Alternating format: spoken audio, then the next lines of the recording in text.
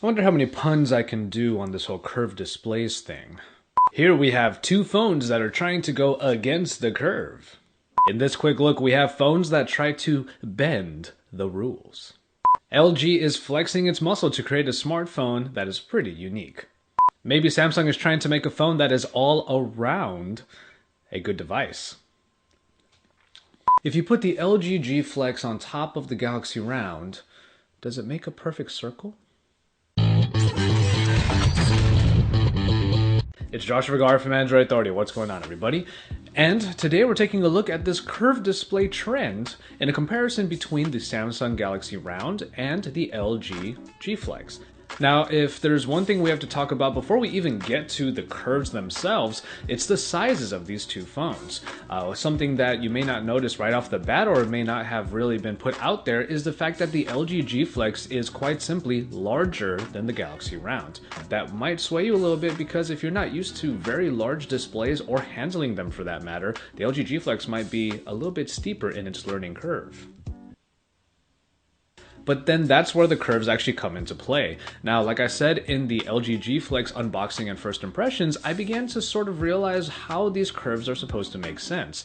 Now, in the Galaxy Round, to begin with, what I did notice is that the distance that you have to reach to the other side of the screen in order to sort of perform tasks has been minimalized, at least a little bit. It's a very subtle change. The fact that the curve comes upward and you are able to get to it a little bit easier makes this also a pretty accessible phone to use. It's actually pretty nice. However, on the LG G Flex, the curve also does the same thing, except since the curve goes from top to bottom, it allows you to get to the top of the phone a little bit easier.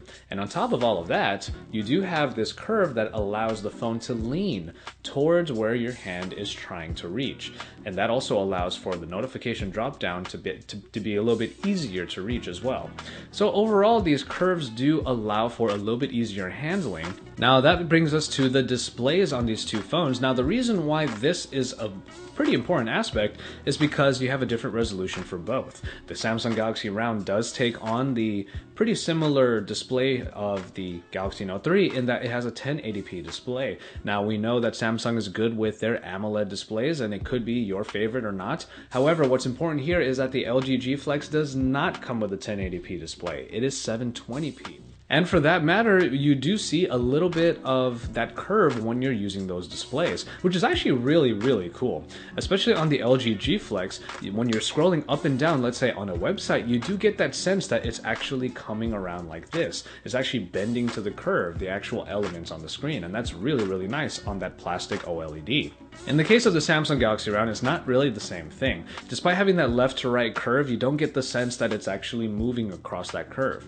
However, I will say that Samsung did put some transitions inside of the UI, especially in the home screens, where the elements actually push back a little and then move over, so it does provide a little bit of that illusion. Now, that's another aspect on these that might sway you one way or the other. If you really want your high-resolution screens, then you might have to go with the Galaxy Round. However, the LG G Flex is still no slouch. Just because it's 720p doesn't mean you won't have a lot of fun watching anything on this screen. And then finally, the software. For the most part, you're getting very familiar versions of TouchWiz and then the Optimus UI here on the LG G Flex. And of course, TouchWiz is pretty much the same type of UI that we've known for years now. However, in terms of the functionality of the software in the Samsung Galaxy Round, it does take advantage of the curve a little bit, like I was saying before. Now, whether or not those particular functions will be useful to you is really kind of up to you. Personally, if you are able to tilt the phone a little bit in order to look at your notifications, that's cool. However, it does have a bit of a delay. You might have a better time just doing the air gesture that allows you to just wave your hand over the phone and then you'll get your notifications that way. In terms of its functionality, the G Flex focuses on being a sturdy and durable phone, and that Flex allows it to sort of do that. So it really comes down to hardware versus software in this particular sense, because in terms of software, you kind of get what you expect when it comes to the LG G Flex. As far as we can tell, there really aren't that many functions inside of the software that take advantage of that curve. So that begs the question of whether or not this is just a big phone with a curve for the sake of a curve. Well, LG made sure that the curve made sense. And the reason why is because, well, it is called the Flex, so the phone is actually able to bend. It does take a lot of force in order to make the curve become flat, but that's the point of the phone, is that you are able to flatten the device if it so happens that some sort of force makes it.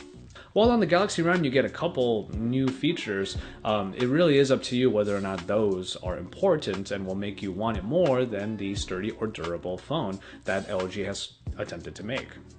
And so there you have it for this comparison, this quick look at the LG G Flex and the Samsung Galaxy Round. Now obviously in this one we were just taking a look at their form factors and what those implications were, but we will have a much more substantial comparison available for you soon, especially after the full reviews are out, looking at even more aspects of it in depth, like for example the cameras. Stay tuned to Android Authority for that and for all of our coverage on these two curved displays, and drop us likes on our videos, subscribe to our channel if you haven't already, and follow us on social media. You can follow me in the links that are found right below the subscribe button. Stay tuned to Android Authority because we're your source for all things Android.